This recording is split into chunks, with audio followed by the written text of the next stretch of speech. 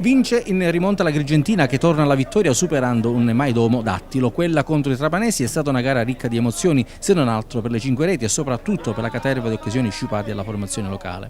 La squadra di Titti Mustazza parte forte. Al secondo minuto Capitan Formisano mette in aria una punizione dalla destra e Rondello con un preciso colpo di testa batte Marziano.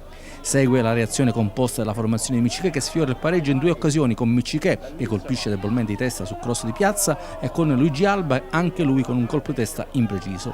La rete è nell'aria e matura alla mezz'ora grazie ad Argento che approfitta di una mischia e con un preciso tiro gonfia la rete. L'Argentina galvanizzata con Miccichè sfiora il raddoppio e qualche minuto più avanti concretizza il sorpasso grazie a Castiglione che su palla inattiva beffa il portiere trapanese.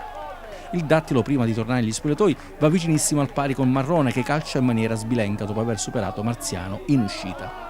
Nel secondo tempo non mancano le occasioni per l'Agrigentina per chiudere i conti. Alba sbaglia la mira calciando al lato da buona posizione, mentre il Dattilo si rende pericoloso con un calcio di punizione ben battuto dall'esperto ex Trapani e Campobello Formisano, che sfiora il palo. Intorno alla mezz'ora ancora trapanesi sugli scudi sugli sviluppi di un corner e conseguente mischia in aria con l'estremo Marziano che salva la rete con un intervento distinto. Sugli sviluppi dell'azione Marrone viene atterrato in aria e per il direttore di gara il fallo è da rigore. Dagli 11 metri Marrone non sbaglia. Con la gara tornata in parità aritmetica, Agrigentina e Dattilo puntano a superarsi a vicenda e bisogna aspettare la classica zona Cesarini per il gol che vale i 3 punti.